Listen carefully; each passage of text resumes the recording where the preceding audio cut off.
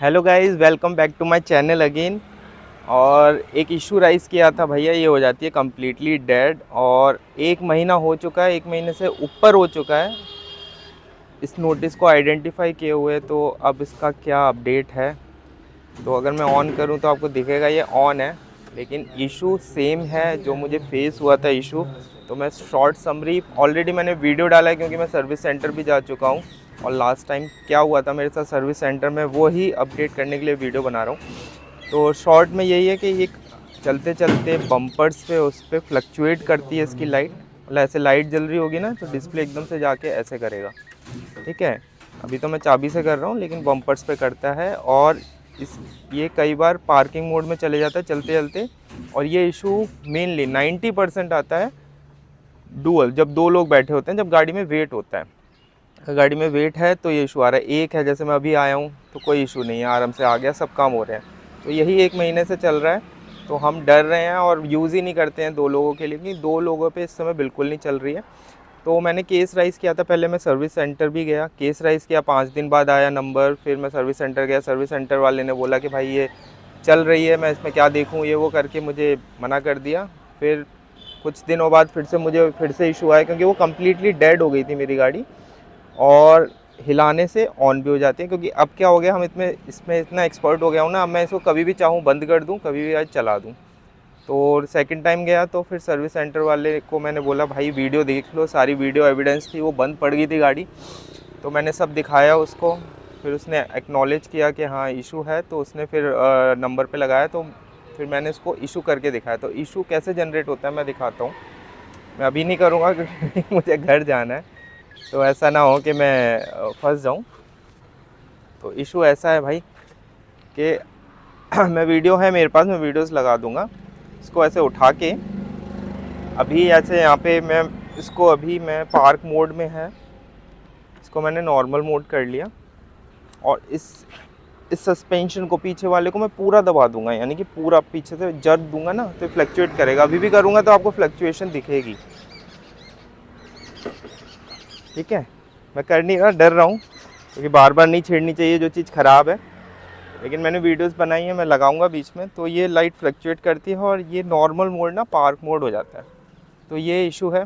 तो उसको मैंने खूब जर्क मार मार के, उसको यकीन नहीं आ रहा था, बोला कि नहीं सही है, मैंने खूब हिला हिला के उसको दिखाया। तो वो इतना फ्लक्चुएट कर रहा था ना उस समय, पूरा दबाने से डेड। इवन मैं एक बार शॉर्ट में, मुझे बस ऑटो तक मुझे फादर को छोड़ना था, तो मैंने गलती से ओला निकाल ली। पता था कि इशू है, मैंने बोला चलो थोड़ा पास में ही है, देख लेते हैं, मतलब हो जाएगा। भाई एक बैग रखा था, मैं बैठा था, मेरे फादर जैसे ही बैठे, फादर और मैं, तो ये पूरा सस्पेंशन गया, बैठते ही डेड, खड़े होते ही चालू। मतलब कुछ अजीब ही चल रहा है यार। मतलब बैठते ही मतलब पूरा डिस्प्ले चला गया, मैंने डैडी नहीं चल रही, वो खड़े हुए चालू हो गई। तो ये था इशू। और ये एक बार नहीं, कई बार, मल्टीपल बार आया यार। क्योंकि जैसे मैं हूँ, चलो हम दो लोग नहीं जाते हैं, दो अडल्ट्स नहीं बैठते हैं, लेकिन मेरी बेटी है, उसको स्कूल छोड़ना है, वो यूजुअली हो जाता है। तो उसमें कभी कभी स्पीड ब्रेकर्स पे प्रॉब्लम आती है, कल बहुत ज़्यादा आ रही थी। तो ये तो पूरी कहानी है कि भैया इशू सेम है। अब हुआ क्या है, क्या आइडेंटिफाई हुआ है इशू, वो मैं डिस्कस कर लेता हूँ। तो लास्ट टाइम क्या हुआ था ना कि भाई मैं गया था जब सेकंड टाइम सर्विस सेंटर, तो मैंने उसको ऐसे दबा दबा के दिखाया।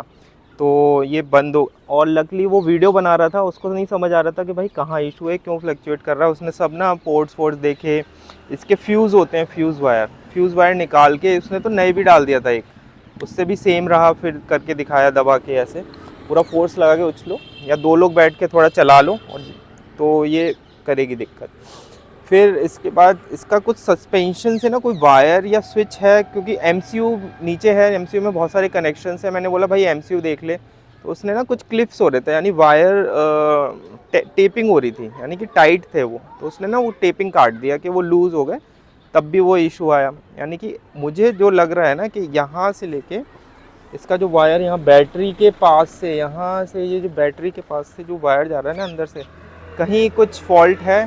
जो कि लोड आने की वजह से ना, जैसे लोड आता है गाड़ी पीछे जाती है, तो वो या तो कोई स्विच है वो खींच रहा है, या लूज़ है, या वायर में फॉल्ट है, समथिंग एज है। तो ये है। तो भाई ये अपनी स्टोरी हो गई। तो सर्विस सेंटर का एक्सपीरियंस कैसा रहा? तो भाई अंदर गए, भीड़ लगी हुई है, भीड़, है, पता ही है, लास्ट वीडियो भी डाली थी और भी मैंने वीडियोस बनाई हैं चुप चुप के। मैंने बोला प्रॉब्ली अगर खुल के मैं बनाऊंगा तो कोई ना कोई टोक देगा। अब तो वो गार्ड बिठा रखे हैं, बाउंसर्स। तो मैंने बस ये किया कि अंदर गया। मैं बहुत पेशेंस से गया था क्योंकि भाई मेरे को वीडियो भी बनानी है। मैं ठीक है, जितनी चीज़ ऑब्जर्व कर लेंगे अच्छा है, तो मैं कोई हड़बड़ी नहीं। पर मैंने ऐसा नहीं है, अटेंड करते हैं, वो अटेंड किया। लास्ट टाइम मुझे थोड़ा टरका दिया था, लेकिन सेकंड टाइम मैंने तो फ़ोन पे ही बात की थी, बोला ठीक है ले आना। तो वो एज़ कंप्लेन करूँ अगर मैं सर्विस सेंटर के लोगों के लिए, तो नो कंप्लेंट्स भाई। उन पे इतना लोड है ना, वो लगे हुए थे भाई, 7 8 इंजीनियर्स थे, मैंने काउंट किया, टेक्नीशियंस। वो सब लगे हुए थे, सबके पास एक मल्टीपल गाड़ी थी। जो मेरे लिए जो इंजीनियर अलॉट किया था तो वो भी लगा था, बगल में एक और देख रहा था, उसमें कर लेता था काम, कभी इसमें कर लेता था। तो मेरे सामने कई उसने सॉल्व किया, जैसे कि S1 Pro वगैरह में यहाँ पे ना ब्रेक ऑयल वगैरह कुछ डलता है ना ऊपर, ये छोटे मोटे इशू, या ब्रेक शू पैड आ रहे हैं, ये सब जो रिप्लेस हो रहे हैं, जो उनके पास पार्ट है, वो कर रहे थे। और गाड़ियाँ आ रही थी, जा भी रही थी, कई डेड आ रही थी, कई रखी हुई हैं, कई। और इवन अब मैंने देखा कि पूरा स्टॉक आया था नई बैटरीज का, और नई बैटरीज बिल्कुल ब्रांड न्यू थी। और मेरे सामने बोला कि ये सारी गाड़ियों में बैटरीज चेंज होंगी। क्योंकि मैं घूम रहा था, जब मेरा नंबर नहीं आ रहा था, तो मैं इधर उधर टहल रहा था, तो मैंने देखा नई बैटरीज बॉक्सेस खोल के, और वो बॉक्सेस उन्होंने लगाए भी, जो गाड़ीज़ में रिप्लेस कर रहे थे। तो यानी बैटरीज भी रिप्लेस हो रही हैं जिनकी फ़ॉल्ट है। और कई गाड़ियाँ आ रही हैं जिसमें बैटरी, अब बैटरी किसी ख़राब होती है तो ये नहीं कि पूरी मतलब बेकार हो गई, फेंक जाएगी, नहीं। इसमें इतने सारे इक्विपमेंट्स हैं ना, इतनी सारी सेल तो नहीं ख़राब होती हैं यूजुअली, लेकिन उसमें भी एक मदरबोर्ड है, उसका मेमोरी है, उसमें कई वायरिंग्स हैं, कहीं भी फॉल्ट हो सकता है, तो वो लोग नहीं कर सकते, तो वो रिप्लेस कर देते हैं, वो वापस चली जाती है, उसको फिर वो करेक्ट करते होंगे। तो ये रहता है। तो लेकिन हाँ, बैटरीज रिप्लेस हो रही थी, पार्ट्स रिप्लेस हो रहे थे। और मुझे जो एक चीज़ नोटिस हुई कि भाई काम तो हो रहा है, पहले से इम्प्रूवमेंट है। क्योंकि हाँ, मैं अगर आगरा की बात करूँ तो इन्होंने क्या किया, बड़ी जगह ले ली है, पहले इन पर जगह नहीं थी, तो वो तो भरे हुए हैं पुराने स्कूटर। जनरेशन 1 काफ़ी ज़्यादा है, अपने S1X भी मैंने बहुत सारी देखी, किसी की एक की देखी थी जो चूहा काट गया था वायर, ऐसे इश्यूज़ थे, रखी हैं। तो अब मुझे एक चीज़ समझ आ गई कि ना भाई, वो लगे रहते हैं, उनकी उनकी फ़ॉल्ट नहीं है, फ़ॉल्ट है इनकी पार्ट्स अवेलेबिलिटी की। मेरा इशू आइडेंटिफाई हुआ, तो अब मैं बता दूँ क्या हुआ था। तो उसने पूरा खोल के सारा कुछ देख लिया, कुछ नहीं हुआ। फिर वो वीडियो बना रहा था अपने बॉस के लिए, उसने बोला वीडियो बना लो। तो उसने वीडियो बनाया कि ऐसे ऐसे है, मैंने फ्लक्चुएट किया। तो लकली उसी की वीडियो में ही ना ये डेड हो गई, डेड हो गई। मैंने फिर उसे ऑन नहीं करी, मैंने अब डेड है, इसको अब तुम देखो। तो तो बोला अब क्या मतलब, फिर मैंने बोला फॉल्ट निकालो अब। और इसमें एक चीज़ और है भाई, बोलते हैं ना कि नाम भूल गया मैं, दोबारा मैं डाल दूंगा। तो आगे एक नया इक्विपमेंट दिया जो कंप्यूटर से लगा के आप उसको आइडेंटिफाई कर सकते हो, उसको देख सकते हो कि इसमें कहाँ फॉल्ट है। तो वो इसमें नहीं है। हमारे न्यू जनरेशन, जो हमारा पहला जनरेशन आया था, मतलब फर्स्ट जनरेशन नहीं कहूँगा, ये S1X के जो पहला स्लॉट्स आए थे उसमें नहीं है, लेकिन अभी जो आ रहे हैं उसमें है। क्या बोलते हैं, TCU बोलते हैं आई थिंक ना। और MCU नीचे लगा होता है, और इसकी MCU एकदम टायर के पास जो प्लेसमेंट है, इतनी गंदी प्लेसमेंट है, इतनी वायरिंग सॉकेट्स हैं, और पूरा खुला हुआ है, और मिट्टी कीचड़ सब जाएगा भाई। बोलते हैं कि पानी वाटर प्रूफ है, पर है नहीं। इसको कभी गलती से ज़्यादा डुबोना वो नहीं, मजबूरी अलग बात है, क्योंकि नीचे सारी वायरिंग से सब में पानी जाएगा। वो बैटरी जो पैक है ना, उसको IPv6 रेटिंग और वाटर प्रूफ रेटिंग दे रखा है, लेकिन ऊपर का सब ऐसे ओपन है, तो जितना पानी में जाएगा उतना रस्टिंग और इलेक्ट्रिक चीज़ है, तो दिक्कत तो आएगी। तो भाई बात कहाँ पे था मैं, तो हाँ, यही हुआ कि वीडियो डेड हो गया। फिर उसने काफ़ी लोगों से डिस्कस किया और क्या कर सकते हैं जो होंगे सीनियर एक्सपीरियंस। तो उन्होंने बोला कि जंप वायर लगा के देखो।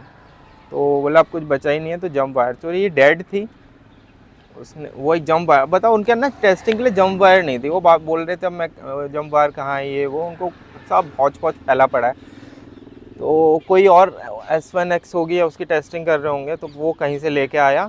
पूरा जंप वायर होता है, उस उन्होंने बोला था हार्डनेस वायर। हार्डनेस मतलब इसके जितने भी इक्विपमेंट है ना, जितने भी इक्विपमेंट्स हैं सारे एक वायर से कनेक्ट होते हैं। एक ही वायर में कई सारे सॉकेट्स हैं। तो उसने आगे से खोला, ये पूरा पीछे खोला, ठीक है, ऊपर से ही लगाया सारे। जैसे ये मीटर हो गया, आगे इसका जो कंप्यूटर है, जो बोल सकते हैं, जो उसकी मेमोरी है, वो सारा यहाँ से कनेक्ट करके इसमें सारे वायर्स खोले और उससे कनेक्ट किया। कनेक्ट करते ही यानी ऊपर से बाईपास कर दिया, वो इंट जो ऑलरेडी है इसमें हटा दिया और एक ऊपर से लगाया, लगा के चालू, यानी लाइट जल गई। तो यानी ये क्लियर हो गया कि भाई वो जंप वायर से क्लियर हो गया। तो जो हार्नेस वायर है, हार्नेस वायर बोल रहे हैं, यानी कि पूरा वो जो वायर है उसमें कहीं फॉल्ट है। उसने बोला आपके हार्नेस वायर में फॉल्ट है, ये रिप्लेस होगा। तो मैंने बोला ठीक है, कब तक आ जाएगा? बोला 5-6 दिन में आ जाएगा। तो उसने ऑर्डर तुरंत अपने मोबाइल से जनरेट कर दिया और बोला कि पहले अप्रूव होगा, हम वीडियो भेजेंगे, फिर उसके बाद ये आएगा, शिपमेंट आएगा, शिपमेंट आके फिर हम बुला लेंगे, रिप्लेस करेंगे। तो टेक्नीशियन तो 5-6 दिन बोल रहा था, मेन बंदा कह रहा 20-25 दिन लग जाते हैं। बोल रहा कि मैं आपको क्यों कम टाइम बोलूँ, फिर आप मुझे बार बार तंग हो। तो 20-25 दिन हो जाते हैं। मैंने बोला ठीक है। तो अब 20-25 दिन से ज़्यादा हो चुके हैं लेकिन कोई अपडेट नहीं है। ठीक है, अब मुझे प्रॉब्लम पता चल गई, हार्नेस वायर है, नया वायर आएगा, चेंज हो जाएगा, मेरी प्रॉब्लम सॉल्व हो जाएगी। लेकिन भाई साहब सॉल्व तो तब होगी ना जब वो वायर है। और इसके लिए ना तो इनके का टिकट, मैं परेशान हो गया इतने दिनों से, मैंने इनके कस्टमर केयर पे कॉल कर लिया। कस्टमर केयर पे कॉल कर रहा हूँ तो भाई साहब क्या करते हैं कि उनका एक ही रट्टा होता है, वो हमेशा ना नई टिकट राइज कर देंगे। कोई अपना इशू बस कहानी सुनाओ उनके पास। बस मैंने एक चीज़ मांगी कि भाई मुझे बस इतना बता दो मेरा वहाँ से शिपमेंट निकल गया है, या मुझे कब तक सर्विस सेंटर आ जाएगा, या कितना दिन लगेंगे, बस ये बता दो। नहीं, वो क्या करेंगे, सारी कहानी सुनेंगे। 3-4 बार हो चुका है, क्योंकि मेल पे, चैट पे, सब पे यही हो रहा है कि वो न्यू टिकट राइज कर देते हैं टू विजिट सर्विस सेंटर, और उसका ना वो दे देते हैं अपॉइंटमेंट। अब मैं क्या घंटा अपॉइंटमेंट का कुछ करूँगा यार मुझे पता है कि वो पार्टी नहीं है तो मैं सर्विस सेंटर क्यों जाऊँगा। और मैं तो बोल देता हूँ कम्प्लीटली डेड है, मैं तो बोल ही नहीं रहा वर्किंग है। अब चलो मेरी लकली चल रही है तो मेरा थोड़ा बहुत काम चल जाता है, जहाँ पे आसपास हम ज़्यादा लंबा नहीं, आसपास के काम निकाल ले रहे हैं अगर एक बंदे का काम है तो। लेकिन अब प्रॉब्लम यहीं आती है ना, अगर ये डेड होती तो उस दिन सर्विस सेंटर में रखी रहती, और ये अभी तक सर्विस सेंटर में ही रखी रहती, क्योंकि जब तक वायर नहीं आएगा वो चेंज नहीं होगा। और ना तो ऐप पे कोई अपडेट है, बस टिकट दिखती है, टिकट क्लोज़ कर देते हैं। जैसे अपॉइंटमेंट डाल दी, अपॉइंटमेंट में जाऊंगा नहीं, क्लोज़ कर देंगे, दोबारा से मैं मेल या कुछ करूँगा, फिर दोबारा से फिर वो न्यू टिकट डाल देंगे। ना तो कोई सुपरवाइज़र का कॉल आता, ना सीनियर का कॉल आता। सर्विस सेंटर कॉल किया तो अब एक बंदा कितना संभाले यार, उसने भी 3-4 बार में एक बार कॉल उठाया तो वो भी कह रहे सर अभी तो नहीं आया है। मैंने कहा निकल गया है, कुछ तो बता दो यार, कुछ तो तसल्ली हो। कोई अपडेट नहीं है। तो मेरी तरफ से भाई यही अपडेट है कि इसकी हार्नेस वायर चेंज होगा, और ये हार्नेस वायर जो आएगा नया, इसका क्या अपडेट रहता है मैं आपको बताता हूँ नेक्स्ट वीडियो में। 2-3 एक्सपेरिमेंट किए। एक तो यह मैग्नेट लेके यहाँ पे इसके स्टैंड पे लगा दिया, मैंने ना परमानेंट एक मैग्नेट निकाल के चिपका दिया। तो मैंने बोला कभी कभी स्टैंड एरर भी आ जाता है ना, तो मैंने बोला आई थिंक उससे शायद सॉल्व हो जाए। एक बार मैंने क्या किया, सारे वायरिंग ये वाले निकाल दिए, ये भी ट्राई कर लिया। आप लोग कमेंट्स करते हो तो मैं इम्प्लीमेंट करता हूँ उसे, पर मैंने वायर निकाल के देख लिया पर वो सॉल्व नहीं हुआ, वो सेम ही इशू है। और जब ये बंद हो जाती है ना तो हम क्या करते हैं, जैसे चलते चलते बंद हो गई, ठीक है, तो मैं बोल मैंने वीडियो भी डाली है, उछल के, क्योंकि मैं वीडियो यहाँ से बना रहा होता हूँ तो इतना विजिबल नहीं होता, तो सीट पे उछलते हैं। जब उछलते हैं ना तो पूरा सस्पेंशन डाउन होता है, जैसे कि ये अभी हो रहा है। ठीक है, मैं बहुत धीरे कर रहा हूँ क्योंकि ऐसा ना हो कि बंद हो जाए। तो ऐसे तो बहुत तेज़ से करो तो इसमें लाइट आ जाती है, तो सही हो जाता है। तो मैं वही कह रहा हूँ कि ऐसा नहीं है, इशू नहीं है। कई बार मल्टीपल बार भाई मेरे फादर के साथ भी बंद हो गया, ये आ गया, पर हमको अब सॉल्यूशन पता है कि भाई इसे चालू कैसे करना है। तो एटलीस्ट हम वो वाला स्ट्रगल नहीं रहता कि डेड हो गई अब क्या करें, खड़े हैं। चालू भी हो जाती है, बंद होती है तो ऐसे ही करके चालू होती है। लास्ट टाइम जब मेरी फर्स्ट टाइम बंद हुई थी तब हमें पता नहीं था, तो मैंने बोला ना इसे धक्का मार के ला रहे थे, चलते चलते चालू हो गए थे। बंदे ने कमेंट किया क्या मतलब पागल बना रहे हो यार, कि पेट्रोल गाड़ी है कोई चलते चलते मतलब धक्का मार के चालू हो गई। तो वही मैंने समझाया, मैंने नहीं वो कुछ फ्लक्चुएट कर रहा है उसकी वजह से, क्योंकि ये जो हम अब हिला के चालू कर रहे हैं ना वो सेम यहाँ स्पीड ब्रेकर पे चालू हुई थी और यही एरिया जहाँ पे ये बंद हुई थी। तो यही भाई टोटल कहानी है। और नेक्स्ट अपडेट तो नेक्स्ट अपडेट कब तक आएगी वो बताएगा इनका पार्ट्स अवेलेबिलिटी।